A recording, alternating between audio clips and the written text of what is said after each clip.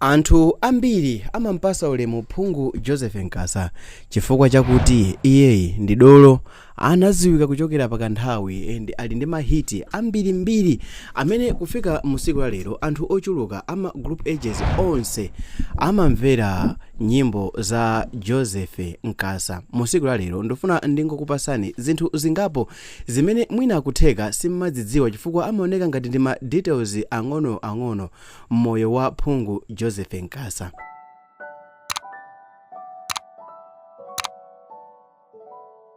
Number 1.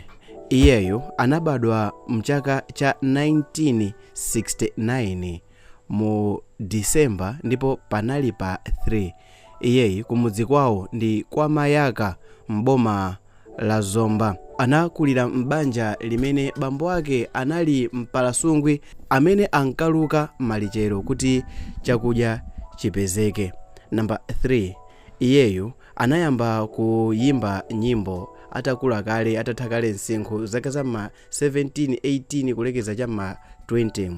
Iyeyo ankayimba gitara imene adapanga kuchokera ku chikopa cha ng'azi mu nthawi imeneyo.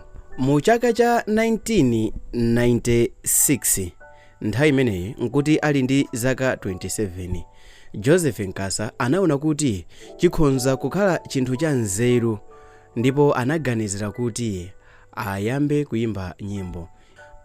Ichi chinali chinthu chimene chinasintha moyo wa Joseph Nkasa, munthu amene tikunkambirana musiku la lero. Point number 5. Kuchokera mchaka cha 1996 kufika mchaka cha 2000, nzaka 4 zokha, Joseph Nkasa analatulutsa kale ma albamu okwana 5, koma ma albamu onsewa palibe albamu imene inamveredwa ndipo palibe albamu imene inayenda pansika. Koma mchaka cha 2001 anayimba nyimbo imene mutu wake anayitchula kuti Wayenda Wapenga, endi mu albamu imeneyi munali nyimbo monga Soka Sasimba, Mtima Malo, Njala komanso Umbanda. Albamu imeneyi inaboleza ndipo inamusiya Joseph Nkasa pa map. Pa number 7. Pa nthawi imene Nkasa anatchuka ndi nyimbo zake kunalinso kayimbidwe kena kamene kankatchulidwa kuti Balaka Reggae, ndipo imeneyi inkayimbidwa ndi anthu ngati achina Lucius ndamene ankadziwika nayo kwambiri mu nthawi imeneyo. Ndiponso pamene Joseph Nkasa anafika pa mapu anaganiza kuti abwerese Mayaka Reggae. Utu unali mpikisano waukulu kwambiri kuti amene abwere pa topu ndi ndani. Pa number 8, chifukwa cha nyimbo zake komanso mmene ankayimbira mkuluyo, anthu adampasa zina lokuti Phungu, ndipo iye anayamba kuzinyadira nkumazitchulanso kuti Phungu, kutanthauza kuti munthu olangiza, chifukwa chakuti nyimbo zake zimabweresa uthenga wachilimbikiso ku mitima yosweka komanso kwa amphawi. Pa number 9, pa nthawi imene Nkasa anatchuka inalinso nthawi yomweyo imene anthu ngati Mlaka Maliro, Charles Nsaku komanso Lucius Banda anali pa peak ya kariya yawo. Point number 10, atachita release albamu yake yakuti Tigwirane Manja imene mutu wake unali Tigwirane Manja. Albamu imeneyi idachita break record mu nthawi imeneyo pochita sell macopies okwana 21,000 copies m'miyezi yokwana 4 yokha atangoyitulutsa albamu imeneyi. Ndipo pa kumapeto kwa chaka chimenecho analandira ndalama yokwana 1 million kwacha kuchokera ku Konsoma.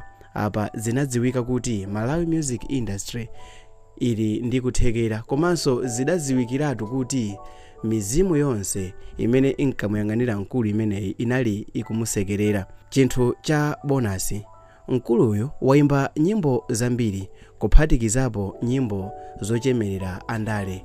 Imodzi mwa iyo nyimbo yochemerera andale imenenso anatchuka nayo inali nyimbo imene anayimba yochemerera Bingu wa Muthalika, nyimbo imene amati Mose walero. Koma ngati mwayikonda video imene ndangolongosola mfundo zokwana 10 mwina zimene simmadzidziwa kuphatikizaponso bonus, bwanji mutaonera mbiri yonse ya mkulu ameneyi Phungu Joseph Nkasa, imene tafotokoza chiyambi chake kuchokera kuyamba kwake mpaka na ma struggles onse, anthu onse amene anamuthandiza kufikira mu siku la lero mchaka cha 2024. Dzina langa ndine Malvitha, video yake ndi iyi, onerani.